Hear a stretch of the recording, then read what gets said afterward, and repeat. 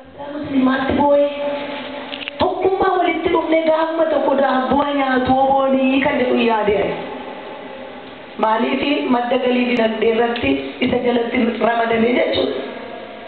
Kanaaf wajjin jennaan naa fudhatee galanni isaa bilisummaa ta'u kun waan isiniin arguu ga'e kun lubbuun uummata kana waamu jaarmiyaa sana jedhee ni jira.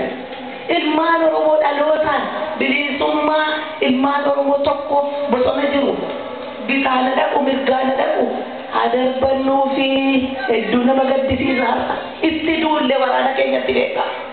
Waraana waa takka hin beekne waraana qawwee malee waa takka hin beekne waraana bilisummaa malee waa takka hin beekne duulle.